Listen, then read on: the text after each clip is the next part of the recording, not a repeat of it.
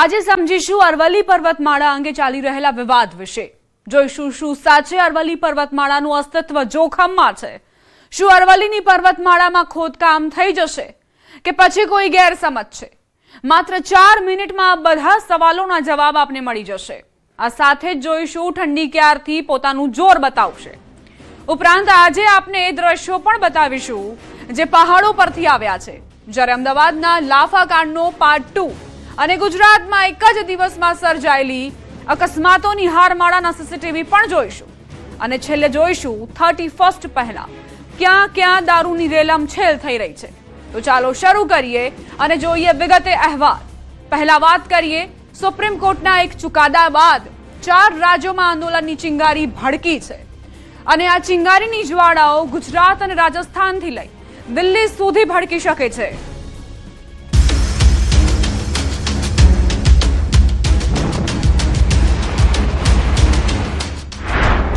જોખમમાં અરવલ્લીનું અસ્તિત્વ।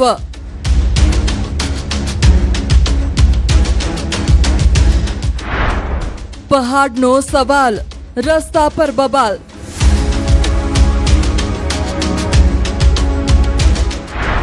સુપ્રીમ નિર્ણય બાદ વિરોધનો વંટોળ।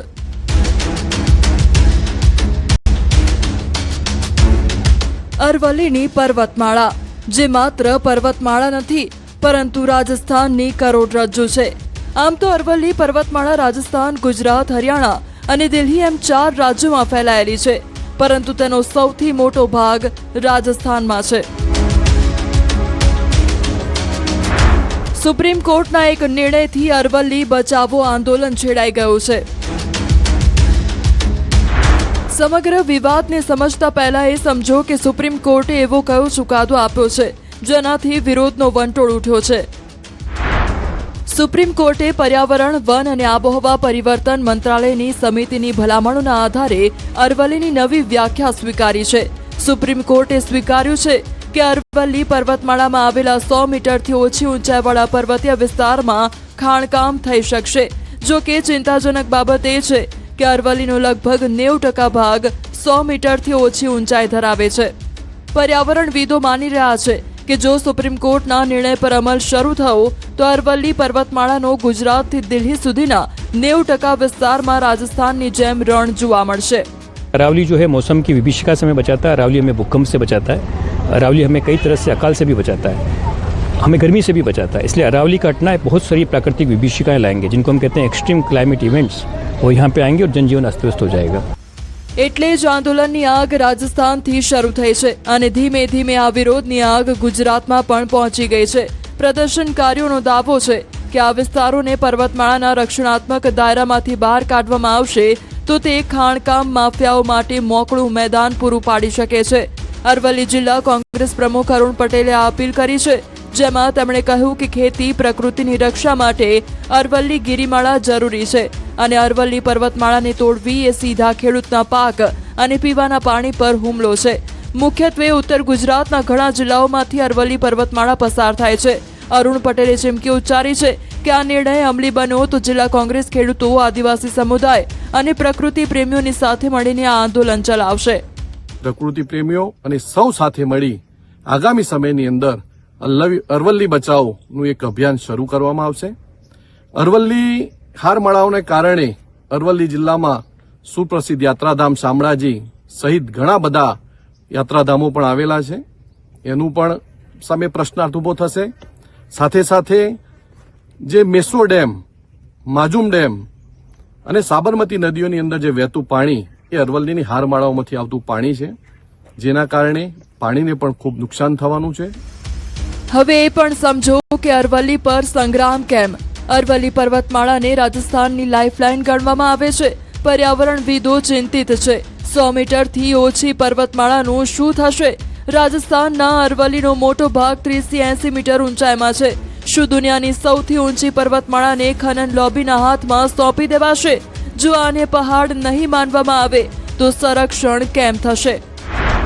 અરવલ્લી પર્વતમાળા રાજસ્થાન, ગુજરાત, હરિયાણા અને દિલ્હી વિસ્તાર સુધી 670 કિલોમીટરમાં ફેલાયેલી છે। રાજસ્થાનમાં 500 કિલોમીટર સુધી અરવલ્લીની પર્વતમાળા ફેલાયેલી છે, જેનું સૌથી ઊંચું શિખર માઉન્ટ આબુ છે, જે 1722 મીટર ઉપર સ્થિત છે. આ પર્વતોમાં વિવિધ ઔષધીય અને આયુર્વેદિક ગુણ ધરાવતા છોડ મળતા આવ્યા છે, જે અનેક બીમારીઓના ઉપચારમાં ઉપયોગી છે. આમ હાલ ઠેર ઠેર પ્રદર્શનો થઈ રહ્યા છે. જો કે પ્રદર્શનકારીઓએ એ પણ યાદ રાખવું જોઈએ કે કોર્ટે ચુકાદો આપતી વખતે એ સ્પષ્ટતા પણ કરી છે કે જ્યાં સુધી નિષ્ણાંતોનો આખરી અહેવાલ ન આવે ત્યાં સુધી દિલ્હી, હરિયાણા, રાજસ્થાન અને ગુજરાતમાં નવી ખાણકામ લીઝ ફાળવી શકાશે નહીં. ત્યારે નિષ્ણાંતોના અંતિમ મત પર પણ 4 રાજ્યોના લોકોની નજર છે.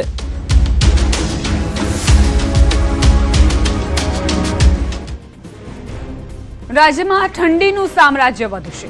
2 દિવસ પછી તાપમાનનું પારું ગગડવાની શક્યતા છે. ક્યારથી કડકડતી ઠંડી પડશે જુઓ.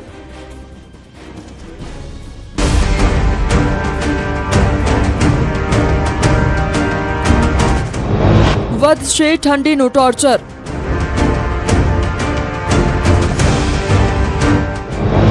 ડિસેમ્બરનો અંત લાવશે કડકડતી ઠંડી.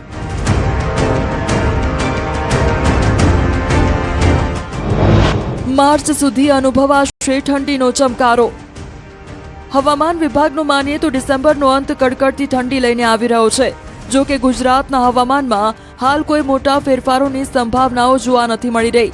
હવામાન વિભાગે લઘુત્તમ તાપમાનમાં કોઈ મોટા ફેરફારો ન થવાની શક્યતાઓ વ્યક્ત કરી છે. જો કે ડિસેમ્બરના અંતિમ અઠવાડિયાથી કડકડતી ઠંડીનો અનુભવ થવાનો છે. અંબાલાલ પટેલ સહિતના નિષ્ણાંતોનું પણ આવું જ માનવું છે. અંબાલાલ પટેલની આગાહી, ડિસેમ્બરના અંતમાં ઠંડીનો ચમકારો વધશે અને આ વખતે માર્ચ સુધી ઠંડીની અસર રહી શકે છે. જો કે હવામાનમાં આવતા પલટા અને પવનની દિશાઓ નક્કી કરશે કે રાજ્યમાં ઠંડીનું જોર કેવું અને કેટલું રહેશે. અમદાવાદમાં મહત્તમ તાપમાનનો પારો હજુ પણ 30ની આસપાસ નોંધાઈ રહ્યો છે. લઘુત્તમ તાપમાન ઘટવાની સાથે તેમાં પણ ઘટાડો નોંધાશે. તારીખ 20/1/22માં એક હળવો મધ્યમ કક્ષાનો પશ્ચિમ વિક્ષોભ આવવાની શક્યતા રહેશે અને આ પશ્ચિમ વિક્ષોભ પર લગભગ દેશના ઘણા ભાગોમાં પ્રભાવી રહેવાની શક્યતા રહેશે, જેના કારણે દેશના ઉત્તરીય પર્વતીય પ્રદેશોમાં ભારે હિમવર્ષા થવાની શક્યતા રહેશે અને બરફવર્ષા થવાની શક્યતા રહેશે, જેના કારણે તારીખ 22 બાદ આકરી ઠંડી જોર પકડશે. તારીખ 27 ડિસેમ્બર બાદ પણ આકરી ઠંડી જોર પકડશે. આ વખતે જાન્યુઆરી માસ ઠંડો રહેવાની શક્યતા રહેશે. આગામી 7 દિવસની આગાહી જોઈએ તો શરૂઆતમાં તાપમાન સૂકું રહેશે. 2 દિવસ અગાઉ દક્ષિણ ગુજરાત તથા સૌરાષ્ટ્રના ભાગોમાં તાપમાનમાં ઘટાડાની અસર દેખાઈ રહી છે. સોમવારથી તાપમાનમાં 2 થી 3 ડિગ્રી સેલ્સિયસનો ઘટાડો થવાની શક્યતા છે. બીજી તરફ અંબાલાલ પટેલે માવઠાની પણ શક્યતા વ્યક્ત કરી છે. જાન્યુઆરીમાં 1 થી 2 મજબૂત પશ્ચિમી વિક્ષેપ આવવાની શક્યતા છે, જેના કારણે ગુજરાતના હવામાનમાં પલટો આવી શકે છે. આ ઉપરાંત માર્ચ એપ્રિલમાં પણ પશ્ચિમી વિક્ષેપોની શક્યતા છે, જેના કારણે ઉનાળામાં પણ વરસાદ પડી શકે છે. જાન્યુઆરી માસમાં 1-2 મજબૂત પશ્ચિમ વિક્ષેપ આવતા ગુજરાતના હવામાન પર પલટો આવી શકે છે. ત્યારબાદ ફેબ્રુઆરી માસમાં પણ પશ્ચિમ વિક્ષેપ આવવાની શક્યતા રહેશે. માર્ચ એપ્રિલમાં પણ પશ્ચિમ વિક્ષેપ આવવાની શક્યતા રહેશે. એટલે જાન્યુઆરી માસથી લઈને એપ્રિલ માસ સુધીમાં ગુજરાતના હવામાનમાં પલટો આવી શકે છે અને ભિન્ન ભિન્ન ભાગોમાં માવઠા થઈ શકવાની શક્યતા રહેશે. આમ ડિસેમ્બર અને જાન્યુઆરીમાં ગુજરાતમાં મોસમનો ડબલ એટેક જોવા મળી શકે છે.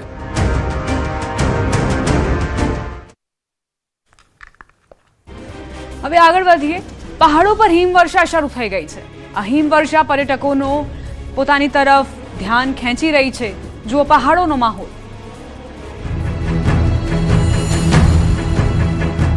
પર્વતો પર બરફ વર્ષાનો દોર શરૂ થઈ ગયો છે. સોનમર્ગથી લઈ ગુરેઝ સુધી બરફ વર્ષા થઈ છે. અહીં ચારે તરફ બરફ જ બરફ જોવા મળી રહ્યો છે. જમ્મુ કાશ્મીરના બાંદીપોરામાં રસ્તા પર 2 ફૂટ જેટલો બરફ જામી ગયો છે. ગુરેઝના કેટલાય વિસ્તારોમાં રસ્તાઓ બંધ થયા છે, જેનાથી વાહન વ્યવહાર ખોરવાયો છે. દ્રશ્યોમાં આપ જોઈ શકો છો કે કેવી રીતે ગુરેઝમાં રાત્રિથી જ બરફ વર્ષાની શરૂઆત થઈ હતી. જો કે આ બરફ વર્ષાથી સહેલાણીઓના ચહેરા ખીલી ગયા છે. દ્રશ્યો લેહથી પણ સામે આવ્યા છે. લેહના રસ્તાઓ પર પણ બરફની ચાદર પથરાઈ ગઈ છે.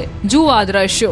વાહનો પર બરફ જામી ગયો છે, જ્યારે રસ્તાઓ પર અંદાજે 1 ફૂટ જેટલો બરફ જામી ગયો છે. બરફ વર્ષા વચ્ચે મસ્તીની તસવીરો પણ સામે આવી છે. બરફ વર્ષા વચ્ચે બાળકો મસ્તી કરતા કેમેરામાં કેદ થયા.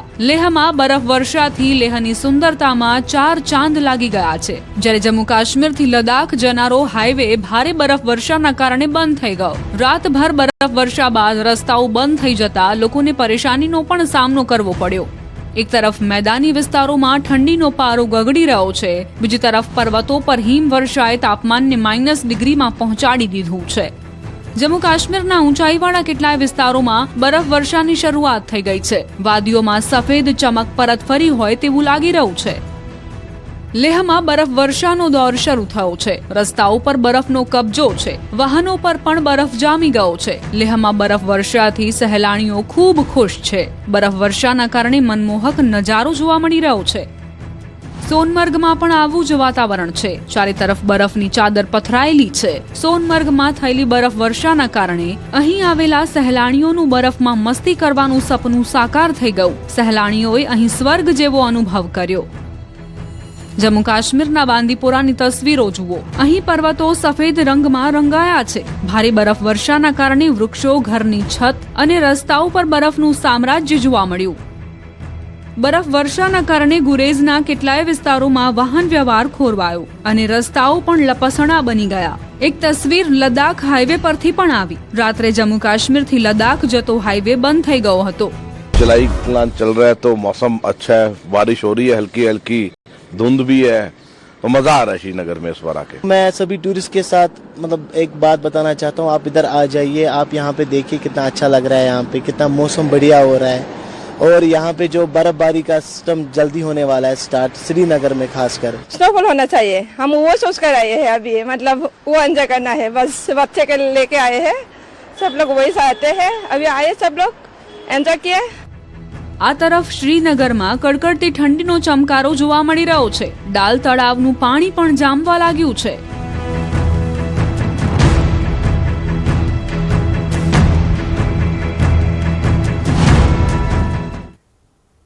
અમદાવાદના લાફાકાંડનો વધુ એક વિડીયો સામે આવ્યો છે. જે સમયે ઘટના બની તે પહેલાનો અને ઘટના બની ત્યારની તમામ હલચલ પોલીસે લગાવેલા બોડી વોર્ન કેમેરામાં કેદ થઈ ગઈ હતી.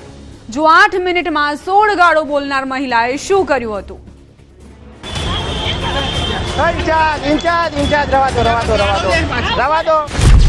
અમદાવાદ લાફાકાંડ પાર્ટ 2.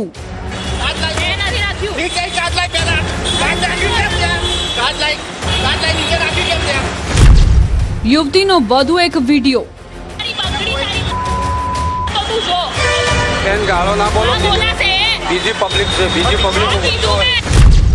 આઈ કાર્ડ ફેંક્યું કે પડ્યું.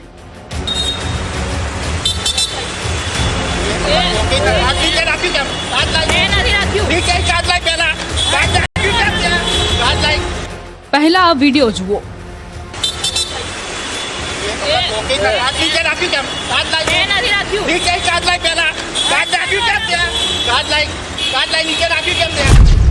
પોલીસે રોક્યા બાદ યુવતી પાસેથી લાયસન્સની માંગણી કરી. આ દરમિયાન યુવતી પોતાના પર્સમાંથી આઈ કાર્ડ કાઢે છે. ત્યારબાદ જ વિવાદ શરૂ થાય છે, કેમ કે આઈ કાર્ડ જમીન પર પડી ગયું હતું અને તે બાદ જ બોલાચાલી થઈ હતી. પોલીસે દાવો કર્યો છે કે યુવતીએ આઈ કાર્ડ ફેંક્યું હતું, જ્યારે યુવતીએ દાવો કર્યો છે કે તેના હાથમાંથી આઈ કાર્ડ પડી ગયું હતું.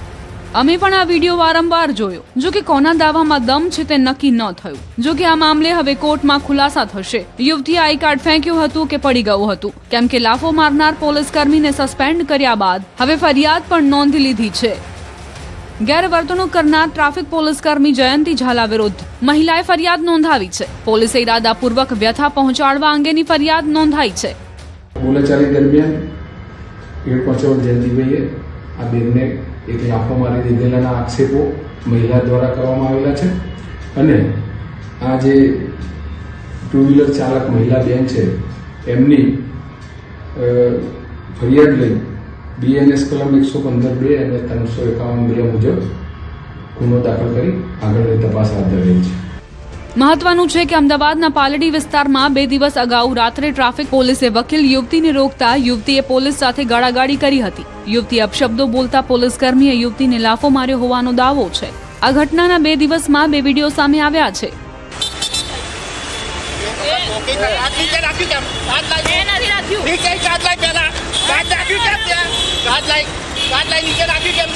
પહેલા દ્રશ્યો ગઈકાલે સામે આવ્યા હતા, જેમાં જોઈ શકાય છે કે યુવતી અને પોલીસ કર્મી વચ્ચે ઉગ્ર બોલાચાલી થાય છે. મહિલા થોડી જ મિનિટોમાં પોલીસ કર્મીને 16 જેટલી ગાળો આપી દે છે. સામા પક્ષે પોલીસ કર્મી પણ ગાળાગાળી પર ઉતરી આવે છે. એટલું જ નહીં, પોલીસ કર્મી મહિલા પર હાથ ઉપાડતા હોય તેવા દ્રશ્યો પણ કેમેરામાં કેદ થઈ ગયા હતા. જો કે હવે પોલીસના બોડી વોર્ન કેમેરામાં રેકોર્ડ થયેલા દ્રશ્યો પણ સામે આવ્યા, જેમાં જોઈ શકાય છે કે યુવતીને પોલીસ કર્મીએ રોકાવ્યા બાદ યુવતી આઈ કાર્ડ આપે છે.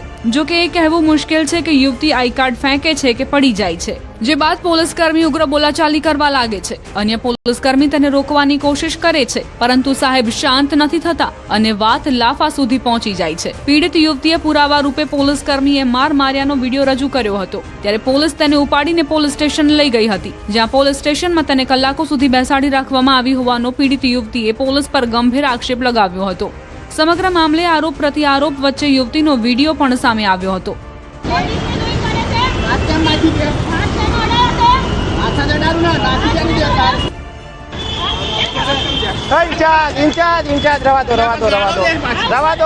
હાલ તો આ મામલે હેડ કોન્સ્ટેબલની ફરજ મોકૂફ કરાયા છે, જ્યારે હવે યુવતી સામે પણ કાર્યવાહી થાય તેવી સંભાવના છે. રાજ્યમાં અકસ્માતનો દોર ચાલુ છે. ન તો રફતાર પર કોઈ બ્રેક લગાવી રહ્યું છે, ન રફતારના રાક્ષસો પર કોઈ અસર પડી રહી છે. એટલે જરા રસ્તે નીકળો તો સાવધાન થઈ જજો.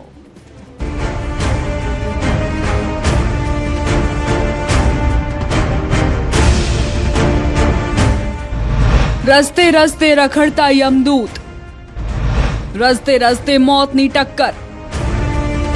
જો રસ્તા પર ચાલો તો ખૂબ ધ્યાન રાખજો, કેમ કે મોત ગમે ત્યાંથી આવી શકે છે. આજુબાજુ આગળ પાછળ યમદૂત ફરી રહ્યા છે. આ વિડીયોને જ જોઈ લો. આ વિડીયો રાહદારીઓને સતર્ક કરે છે. આ વિડીયો રાહદારીઓને ચેતવી રહ્યો છે, કેમ કે રાહદારીને પણ નથી ખબર કે પડવારમાં શું થઈ ગયું. વલસાડના કપરાડા અને સંઘ પ્રદેશ દાદરાનગર હવેલીની હદ પર થયેલો એક અકસ્માત સીસીટીવીમાં કેદ થયો છે. સીસીટીવીમાં સાફ જોઈ શકાય છે કે 3 રાહદારીઓ રોડ સાઈડમાં ચાલીને જઈ રહ્યા છે અને તે જ સમયે એક પૂરપાટ ઝડપે આવી રહેલા બાઇક ચાલકે સામેથી 3 રાહદારીઓને ટક્કર મારી. મોરખલ ચેકપોસ્ટ નજીક આ બનાવ બન્યો હતો. બાઇક પર 2 લોકો સવાર હતા, જ્યારે બાઇક ચાલકે 3 રાહદારીઓને ટક્કર મારી હતી. આ બનાવમાં 4 લોકો ઘાયલ થયા હતા, જ્યારે બાઇક ચાલક ફંગોળાઈને રોડ પર પટકાયો હતો. અકસ્માત એટલો ભયંકર હતો કે બાઇકની પાછળ બેઠેલો વ્યક્તિ રોડ પર પટકાયો હતો, તો રાહદારી એક યુવકના પગમાં ઈજા થતા તે ચાલી પણ નહોતો શકતો. આ બનાવ બાદ 4 ઘાયલોને હોસ્પિટલ ખસેડાયા હતા. આ તરફ મોરબીમાં એક ગમખ્વાર અકસ્માત સીસીટીવીમાં કેદ થઈ ગયો. ગઈકાલે બનેલા અકસ્માતના સીસીટીવી સામે આવ્યા છે, જેમાં સાફ જોઈ શકાય છે કે એસટી બસ અને લોડર વચ્ચે ટક્કર થઈ હતી. લોડર ચાલક રોડની રોંગ સાઈડમાં આવી રહ્યો હતો. ચાલકે દૂરથી આવતી એસટી બસને જોઈ અને રોંગ સાઈડમાં રોડથી નીચે લોડર હંકાર્યું. જો કે સામેથી એસટી બસ ધડાકાભેર લોડર સાથે અથડાઈ હતી. મોરબી જૂના ઘાટીલા રૂટની આ એસટી બસ એક ટ્રેલરને ઓવરટેક કરી રહી હતી. તે સમયે આ ટક્કર થઈ હતી. અકસ્માત બાદ લોડરમાંથી ચાલક બહાર આવતો દેખાયો હતો. વડોદરાના નંદેસરી બ્રિજ પર વિચિત્ર અકસ્માત થયો, જ્યાં અકસ્માતમાં ફંગોળાયેલો યુવક હવામાં લટક્યો. બ્રિજ પર વાહનની ટક્કરથી બાઇક ચાલક યુવક ઉછળ્યો હતો અને બ્રિજની પાળી પાસે યુવકનું શર્ટ થાંભલામાં ફસાઈ જતા યુવક 20 ફૂટ ઊંચાઈએ હવામાં લટક્યો હતો. બાઇક ચાલક યુવકનું શર્ટ થાંભલામાં ફસાતા તેનો ચમત્કારિક બચાવ થયો હતો. યુવકની ઓળખ આણંદના અડાસ ગામના 20 વર્ષીય સિદ્ધરાજસિંહ મહિડા તરીકે ખુલી છે. વડી લોકો જ્યારે બ્રિજ પાસે પહોંચ્યા ત્યારે યુવક બેભાન અવસ્થામાં હતો અને રાહદારીઓના પ્રયાસથી બ્રિજ પર લટકતા યુવકને બચાવી લેવાયો હતો. તો કચ્છના ગાગોદર પોલીસની સમય સૂચકતાથી ટેન્કર ડ્રાઈવરનો જીવ બચ્યો. રાપર તાલુકામાં સામખિયાળી રાધનપુર નેશનલ હાઈવે પર વહેલી સવારની ઘટના બની હતી. કંડલાથી રાજસ્થાન જઈ રહેલા ટેન્કરમાં અચાનક આગ લાગી. ગાગોદર પોલીસ અને હાજર લોકોએ પાણીનો મારો ચલાવ્યો, જે બાદ આગ કાબૂમાં આવી. સમયસર આગ કાબૂમાં લેવાતા ડ્રાઈવરનો જીવ બચ્યો. આ તરફ અમદાવાદમાં 2 પરીક્ષાર્થીઓને અકસ્માત નડ્યો. અજીત મિલ 4 રસ્તા પાસે કાર ચાલકે 2 પરીક્ષાર્થીઓને ટક્કર મારી હતી. બંને ઉમેદવારો હિંમતનગરથી ટેટની પરીક્ષા આપવા આવ્યા હતા. અકસ્માતમાં બંને પરીક્ષાર્થીઓને રસ્તો ક્રોસ કરતી વખતે અકસ્માત નડ્યો હતો. પોલીસે કાર ચાલકને ઝડપી લીધો હતો. આ તરફ કચ્છના ભચાઉ નજીક અકસ્માતમાં ડ્રાઈવર ફસાઈ ગયો હતો. સામખિયાળી ટોલ પ્લાઝા પાસે વેટ હોટેલ નજીક ટ્રકનો અકસ્માત સર્જાયો હતો. અકસ્માતમાં ચાલક કેબિનમાં ફસાઈ ગયો હતો, જે બાદ ફાયરની ટીમે કેબિનમાં ફસાયેલા ડ્રાઈવરને જીવિત બહાર કાઢ્યો હતો. ટ્રકની ટક્કરથી સ્થળ પર કાસ્ટિંગ લિક્વિડ લીક થતા જોખમી સ્થિતિ સર્જાઈ હતી.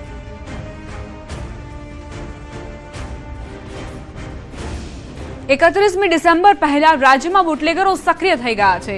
2 દિવસમાં રાજ્યની પોલીસે લાખો રૂપિયાનો દારૂ અને કરોડો રૂપિયાનો મુદ્દામાલ જપ્ત કર્યો છે.